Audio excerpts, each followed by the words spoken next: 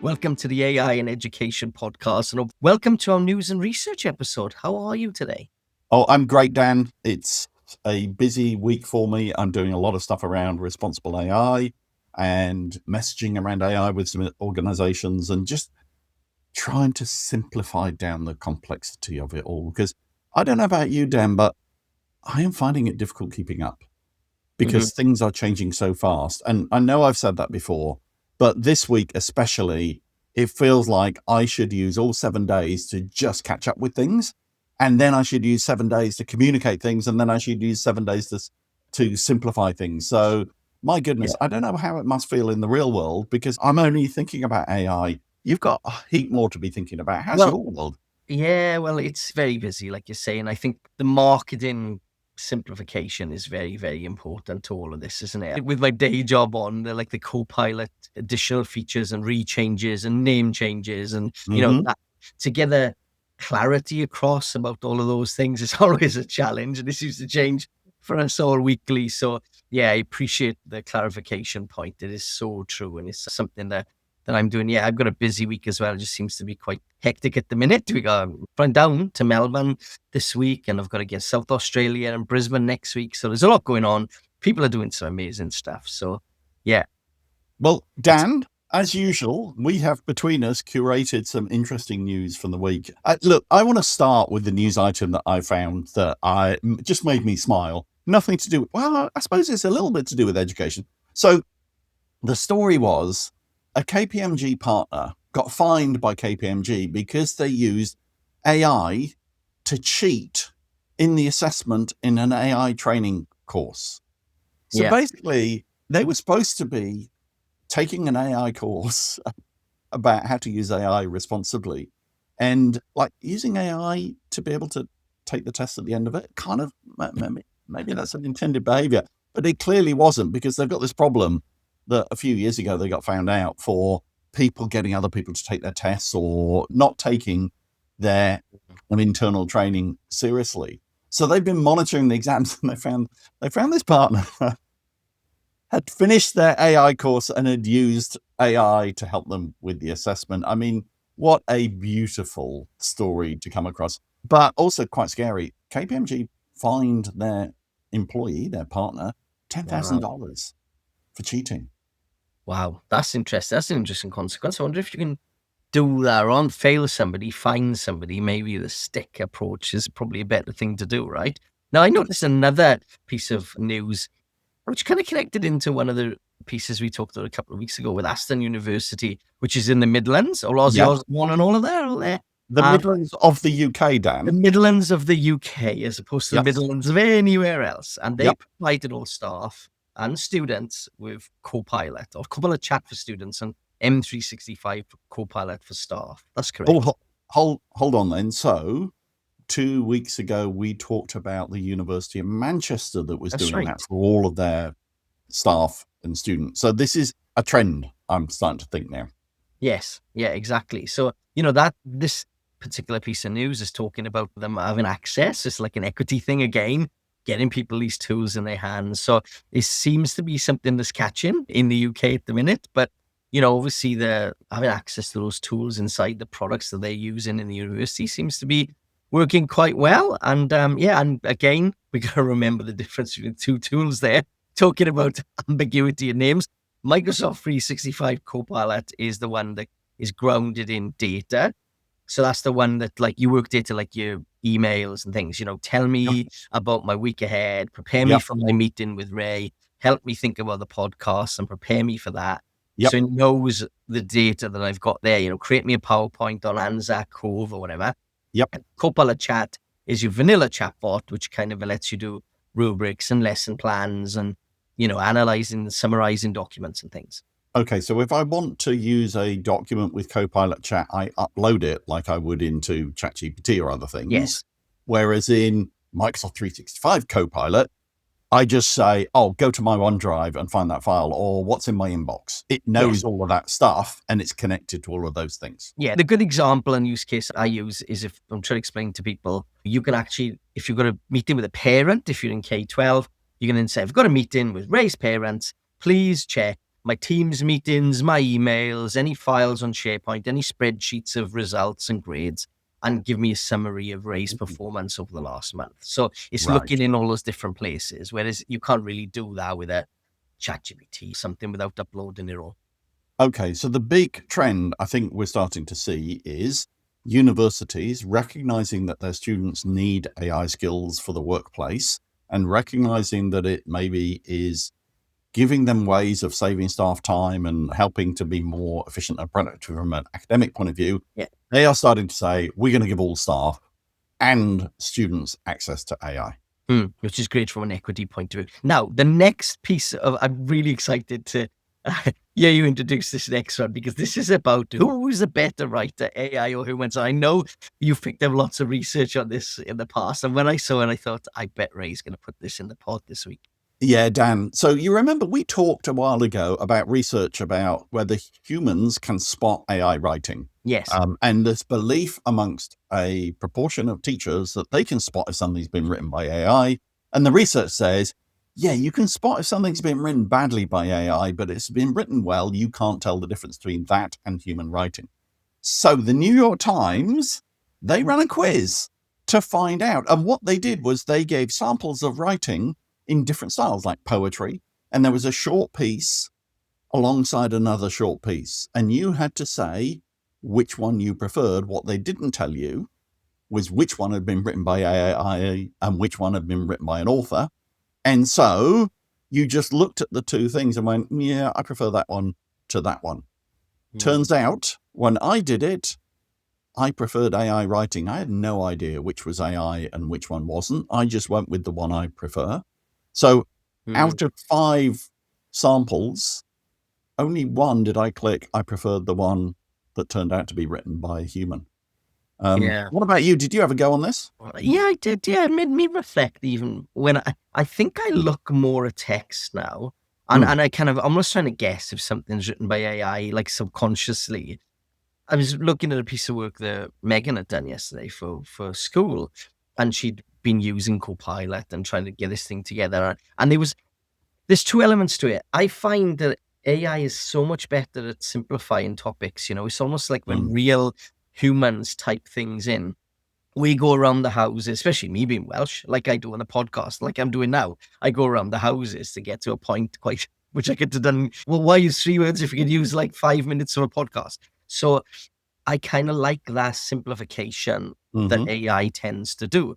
When I was reading Megan's one, though, she given the prompt, I needed to make this a page. I think I didn't see a prompt, but then it became overbought and it was harder to read. I could tell it was out of her age range of the writing, and there were simple things in there, like sentences were beginning with but and things like that, which is advanced writing. Yeah, I think I prefer AI writing for the clarity and the brevity. But that's an interesting thing then, because some of the commentary I saw is, we tend to prefer different things. If we're just looking at a snippet, a paragraph, 2 paragraphs, we prefer different writing styles to if it's longer. And so that might influence things towards AI. 86,000 people last time I looked had tried this. 54% preferred AI writing. So just over a majority prefer AI writing. And so, it's an interesting experiment. Go and have a look at it yourself. Yeah. Okay. Now, Dan, all of that is lighthearted compared to the next thing that I picked up that I think we should talk about. So just a quick summary. So there's been a bit of a bust up going on between AI companies and governments around the world. If you think back 2 years ago, the EU governments brought in this framework for AI governance for safe, ethical, legal use. Different countries have taken different approaches. And in the US, there's been a lot less regulation of AI, and they've kind of allowed more experimentation, more of the move fast and break things approach. But I think we reached a really important decision point at the end of February, because there was a standoff between the Department of, I'm going to say the Department of War because that's what they call themselves, but it's really the Department of Defense in the US. Yes. And Anthropic. So Anthropic are the people that provide the Claude AI. And the issue was that Anthropic, in their terms and conditions, wouldn't let their customers use AI for illegal activities or mass surveillance or autonomous weapons. So the Department of War said, well, hold on, we want to be able to use this any way that we want to. So you're going to have to remove that limit on us. Mm. And Anthropic said no. And so they then threatened them and said, if you don't allow us to use it for mass surveillance or autonomous weapons, then we will ban your use.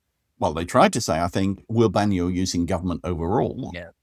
But that then happened. Anthropic stood up to it and said, no, we do not believe that AI is mature enough to be used for things like targeting weapons autonomously. And so then the US government came out and said, right, we're banning Anthropic.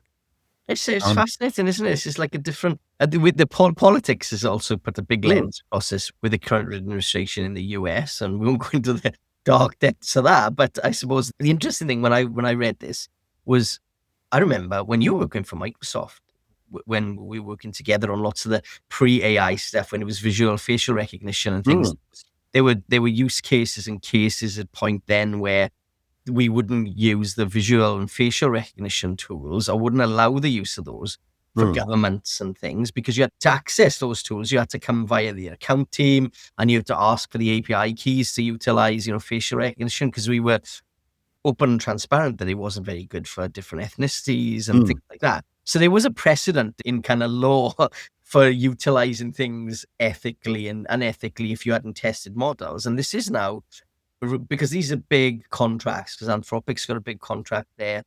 I think they're part of the kind of big JEDI contract as well a few years ago under the Trump administration. So these are big multi-million deal, things happening in the US that are being now pushed by private industry and governments. It's a different uncharted territory, really, but at least they've stood up ethically to this and said, this isn't what we believe in, which you've got to take your hat off to. Have you got any personal thoughts on that? And there's massive business implications. If the government in the US say, as they have, it's a supply chain risk, it's not just the Department of Defense that can't use it. It is suppliers to the Department of Defense. So it is a big decision. Personally, after they made that decision, I felt much more positive about Anthropic. I now have a fourth AI system that I have a subscription to, which is now Anthropic. I went and put down a year's subscription for Anthropic.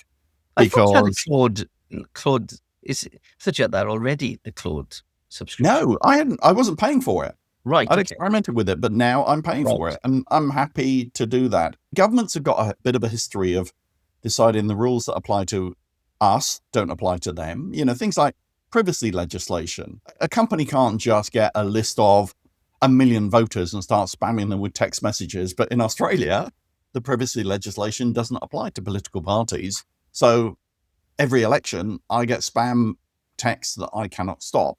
So I think it is important that AI companies are able to make a stand on this. It's unfortunate that it's about stuff that's pretty serious.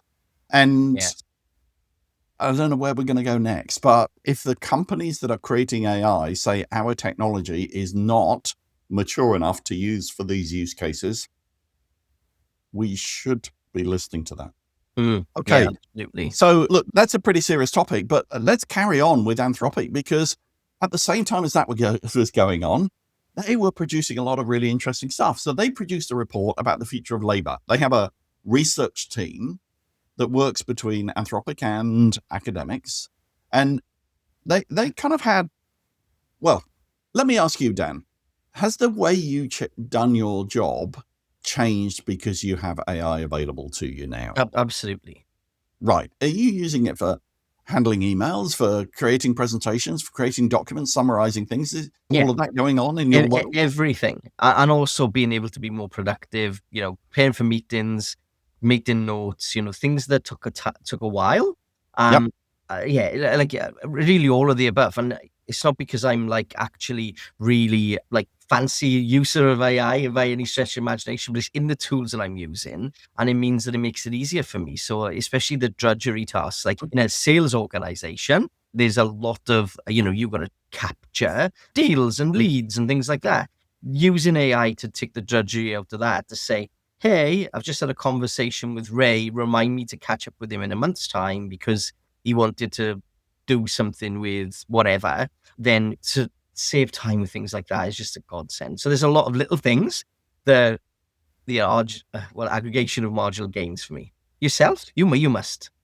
Oh, yeah, I'm using it all the time. I mean, my latest setup, and we'll talk about this in a podcast later on, is I've got a laptop beside me, which is kind of air-gapped from my business data, and it is running Claude Coworker. So it's like an assistant. It's like having an intern, and the same rules that I use for an intern I use with it. So, yes, I'm definitely doing things differently. And I was at an industry panel. I was a member of a panel a week ago with a university, and it was a group of 6 people from different industries and different roles talking about the gap between what employers need and graduates come out with. And one of the things was around AI skills. And my reflection was there's an overlap, a pretty significant overlap between what universities and education call cheating and what employers would call efficiency and productivity. Yes. And so there is an expectation from the workplace that people will use AI more. So anyway, Anthropic did this future labor report. And what was interesting is that they took a series of different roles and said, okay, in theory, how much of this role could be done by generative AI? And then they looked at their own user data and said, how much can we see is being done by AI?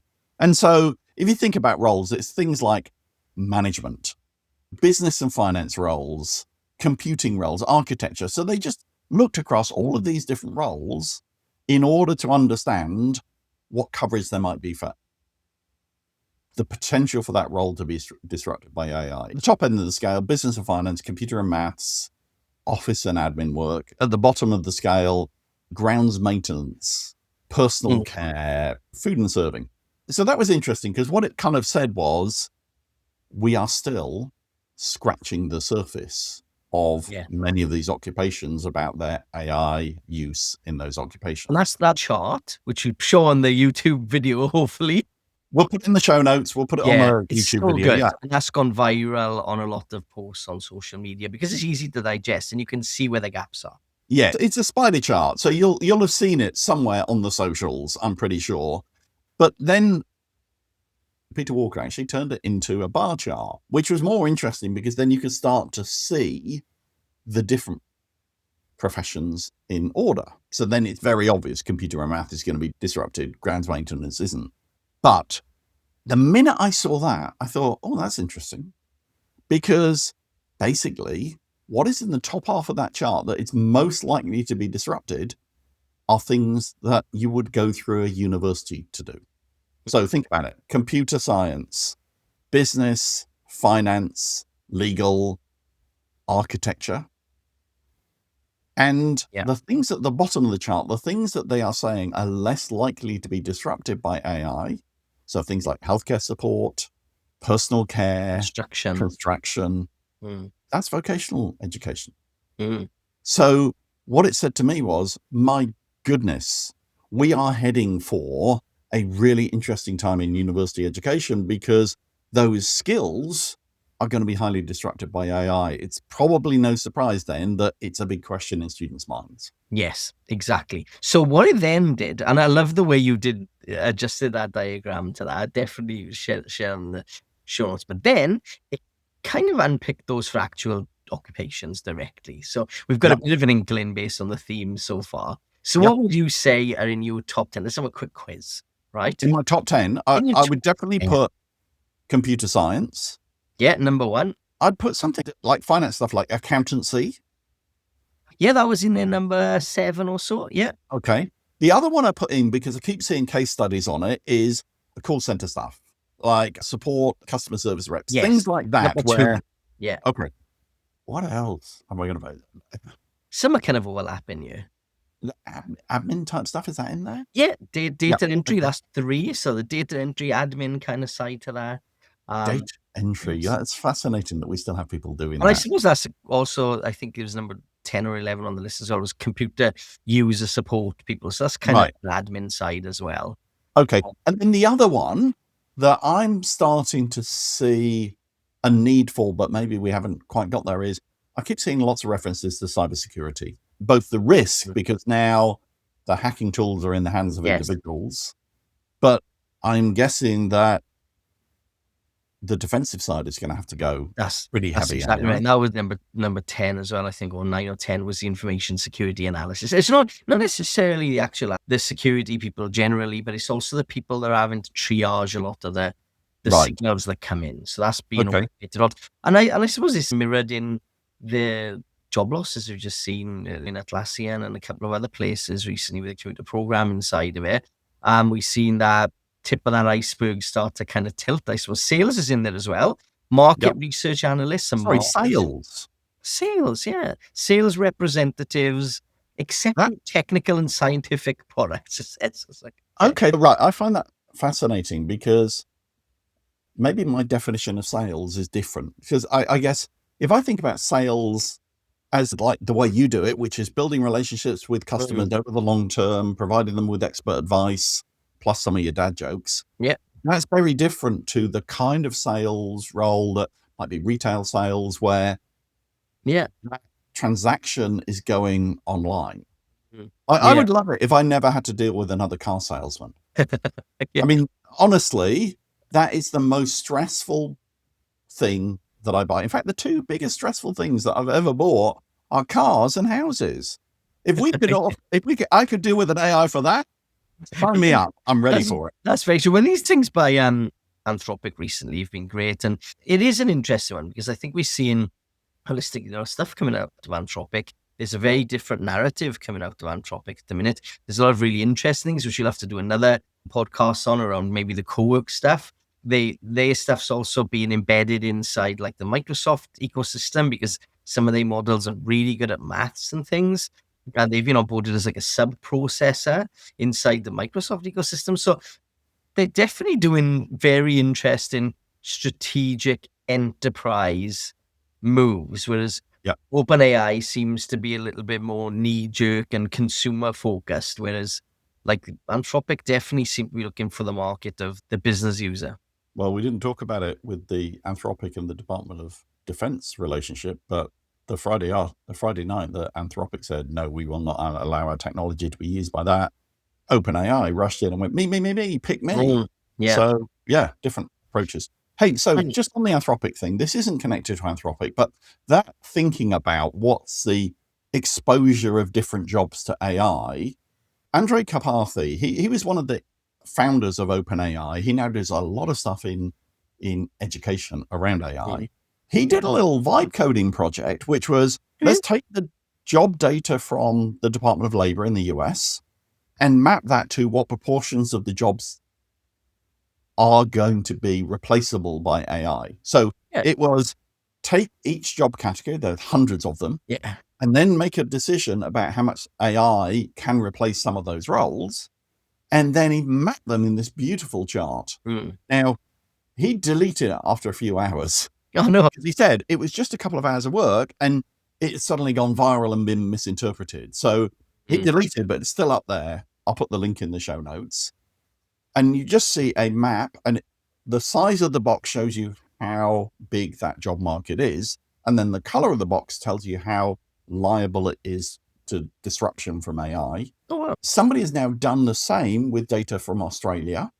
So again, beautiful. You can go in and say, I'm thinking of this area and see a thing. So it's not a prediction of the jobs apocalypse, but I think what it does is it gives you a good idea of where roles might change. So this is amazing. I've just brought it up on a second monitor while you're talking. This is really comprehensive, isn't it? Okay, stay with me, Dan. Don't keep looking at that. Yes. But if you're a graphic designer, or a web designer, or a software developer, or you're an accountant, it will give you an insight that things are going to change. Your role is going to be different. But if you're a miner or a concreter or a housekeeper or a gardener, honestly, those are categories in the statistics. Things aren't going to change as much. The gardener is going to have a lot less disruption than the software developer. Yes. Now, this is big data based on what the roles are described as doing. when you start getting down to the detail, you can find anomalies. So the one I spotted was taxi drivers and train drivers are not going to be disrupted by AI, apparently. But, aren't the streets of San Francisco full of Waymos that don't have drivers? Yeah. Doesn't Sydney Metro use driverless trains? Yeah. So sure, there are some errors in this stuff, but at a macro level, it's a really useful tool for a conversation. Well, even like the AI inside Uber, and on those kind of things, it's like a secondary element to it. The different types of economies, like, yeah, you're right. This is quite subtle, but. Okay, so Dan, good news. I went to look in the table for teachers and I found two things. So the US version puts teachers on a 6 or 7 out of 10 scale for disruption or replacement with AI. And the Australian version puts teachers at about a 5 out of 10. So that's kind of good. The interesting thing is the risk increases the older the students you're teaching. So if you're a primary school teacher, there is less likely to be disruption. If you're an early stages preschool teacher, very little disruption. Makes sense, yeah. When you get to high school, yes, there is going to be more disruption. I keep saying one of the safest jobs, I think, is teaching, because it's about the human-to-human relationship. This data repeats that. But I think it's a pretty good thing for teachers to know that this exists, because it's very visual, and you're going to have kids in your class that'll go, well, I want to be this. And so you can bring it up on screen, search for that thing, show it. It's an interesting conversation starter, I think, not just for teachers, but for businesses as well. Okay, back to Anthropic, Dan, because I think that was kicked off from the Anthropic research. Anthropic also produced a education report. And so one of their points is the number of times you use AI doesn't tell you much about the impact of them.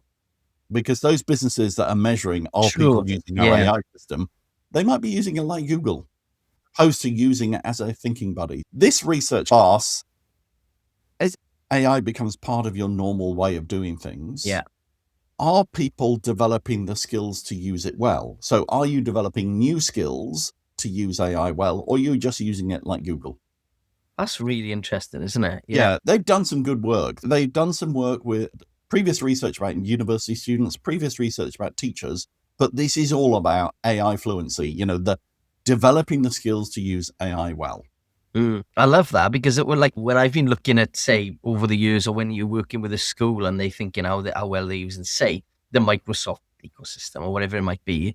I remember looking at the indicators, and the fact that they're using Word and Excel and stuff doesn't really indicate a lot. But if they're using OneDrive or SharePoint, it means they're thinking more collaboratively and sharing more documents. So that's giving you a bit more of an insight into how they're using it. But you don't get more than that.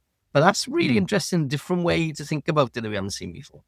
Yeah, and the researchers came up with this perspective that I agree with, which is the most common way you can see AI fluency is when you're using it to augment you as a person. So rather than just delegating work to it entirely, you're treating it as a thought partner. You're treating it to be able to do more yourself at a intelligence level, not just at a shoving jobs off onto it level. Like, I think I use it as a thinking partner. It helps me in brainstorming.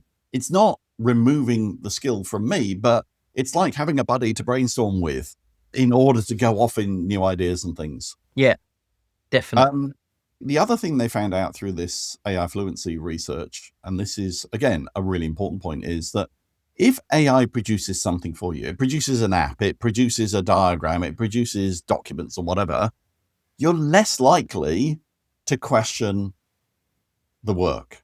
Like, you're going to go along with this reasoning. You're going to not spot stuff that's missing because it's been produced by AI. So really interesting. And I think we're seeing that, which is, oh, well, AI says this. I mean, the number of people on X that say, Grok, is this image real or not? It's got no idea. But you'll trust the answer. So look, they've got this AI fluency framework, the 4D framework. I'm going through an Anthropic certification course at the moment, and I'm seeing that in there. And basically, it's about defining the behaviors that are good, safe, effective human AI collaboration behaviors. Mm. So things like, are you iterating on ideas? Are you refining things, or are you just taking the first answer? Good. It's a good course. Our framework's got a course with it that you Yeah. can do, right? Yeah. Yeah. And so they provide 3 specific things that you can do to improve your own AI fluency. So here's the 3 things to maybe think about over the next week to say, am I doing more of this? The first is staying in the conversation. Don't just ask a question, finish with the answer, debate with it like you would with a colleague. Mm. The second is, are you questioning polished outputs? Great. It's a fantastic chart. It looks really smart, but is it accurate? And then the third thing is, are you setting the terms of the way you collaborate with it? Are you telling it what you want to do and the way you want to work with it? Right, that's interesting, isn't it? It's definitely a different way to think about that. And you're almost like normalizing a kind of way you're interacting with those things, like probably best practice. Yeah, in the training and workshops I deliver for all levels of organizations, including the practical stuff, as well as talking to a board of directors that are never going to use AI within the organization in the same way, I always talk about treat AI like an intern. Yeah. Because Exactly. staying in the conversation means, yeah, not quite right, but can you change this? Or I wanted this, not that. Questioning the polished outputs means I'm going to check the work before I hand it on to somebody else, or before they hand it on to somebody else because it's in my name. So, yeah, I completely buy into their ideas here. Yeah, definitely. That's excellent. Okay, so Dan, the last piece of news, this is one you picked up. Go on, tell me about it. Yeah, this is from Mustafa Suleyman. And the reason I picked this up is his book, Coming Wave. I know he's connected with Microsoft, but he was also previously like DeepMind CEO. Like he's been involved in AI probably more than anybody on the planet. So Mustafa Suleyman, he's now in charge of the Microsoft AI division. Yep. It's interesting because it's sort of polarizing, and it's an interesting debate. So I'd be interested to hear your thoughts on it, because basically what he said is, this isn't an advisory thing. This isn't a thing from like McKinsey or whatever. It's not about research. He's basically building the stuff himself, right? So he's the one like leading direction with consumer AI and some of the Microsoft like enterprise AI, right? So he had an interview with the Financial Times, and basically he said that he was talking about automated jobs. And actually the fact is, he said in 18 months, office workers are in big trouble. And people love numbers, right? But he said within 18 to 12 months, lawyers, accountants, project managers, marketing teams, anyone, he put there, is sitting in front of a computer is at risk. And everybody loves those kind of things and loves it when people talk about that. But it's an interesting one, right? So this is a kind of concern, but there are people like Thomson Reuters did a report similarly recently as well that said actually they're only using document analysis and simple summarization. So it's not as bad as everybody says. So, the productivity gains that we've seen might be more modest. So there's a kind of bit of a tension going on there. And what did you think about this? Okay, so this is really dangerous because you've told me that Mustafa Suleyman had been in AI longer than anybody. Longer even than this podcast has been talking about AI. Oh, no. But I'm going to disagree. So what he talked about was your job can be automated. But I think that jobs will change. The role that lawyers play will change. They'll no longer spend a whole load of time or have a junior doing a whole load of case research. Accountants will no longer spend time typing stuff into accounting systems or whatever. Their role will change to be more value added. I'm going to take you back down. I'm going to take you back to kind of mid 80s when, do you remember a product called VisiCalc? Are you old enough? VisiCalc, yes. VisiCalc, that was the first spreadsheet. Yeah. VisiCalc appeared 8 years before Excel appeared, and then Excel appeared. Now, if you go back to then, what do you think the headline would have been from today's media about VisiCalc and accountants are gone? Yeah. Right. Okay. So VisiCalc, you don't need accountants anymore. And then somebody comes out with Lotus 123, and it's like, you definitely don't need accountants anymore. And then out comes Excel, and it's like the accountants' jobs are dead. And then there was Sage, and then there was QuickBooks, all these things that did accountancy. So what do you think has happened to employment of accountants over those years, Dan? Yeah, I know you follow me to trap you. I'm going to say actually they've been reduced, but actually they haven't. Of course. Yeah. So we've now got 3 times as many accountants Yeah. than we had when VisiCalc was created. Mm. Okay, so the accountants are doing different things. Before we had spreadsheets, That's a great accountants analogy. were in there with physical ledger books and writing stuff in and trying to balance the books. Now they're doing more value-added things. You imagine the reporting insights that you now get from your accountants in your accounting systems. So I don't agree with Mustafa that the roles are going to be wiped out and we're going to have unemployed lawyers, accountants, and project managers sitting on the street. I think the roles are going to change. Yeah, I think you're right. Thank goodness, because that's a big call to kind of say Mustafa's wrong. And I think it's the maturity of the conversation we're going to have about what is the role for a lawyer today, 10 years ago, and 10 years from now. There will be some professions that we won't need as many of, but I think a lot of professions will change and they will, in business terms, move up the value chain. They'll be doing more than just recording stuff and they'll be providing better advisory support or more insights. A bit like teaching. I don't know how many of the audience I'm going to offend by saying this, and I'm not a pedagogue, Dan, so this is opinion, not anything else. The role of teaching might change because there may be more effective ways to deliver information that is needed for learning.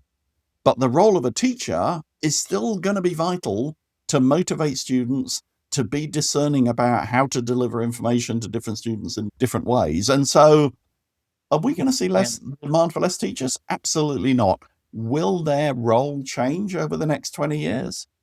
Yeah, I think so. Yes. Just like other professions. Yeah, and like you said in the other research there, depending where you are, if you're in a primary school classroom, it's very tactile, where if you're delivering a specific maths concept, you might have AI tutors to support. It's very interesting. But people always jump on these things. The good thing about this is some of the people who are making the stuff are calling things out, because it is important. And I think Mustafa, with his narrative, he isn't just sharing generic things. He does try to bring it to life a little bit with a bit of ethics as well. And he does seem to be thinking holistically about the impact of AI. So really, really interesting. Dan, we've done it again. We've used up all the time talking about news and we're not going to have time to get to the research. So in a couple of weeks' time, we'll have to do a research special because there is some really interesting research out there that I want to talk about, but I don't want to talk about it at the end of this episode because people probably need a break. They need to reflect on what we've talked about. And then we'll come back with some of the research in a couple of weeks' time. Yeah, magic. Thanks again, Ray. Great conversation. I'm looking forward to the research. Cheers, Dan.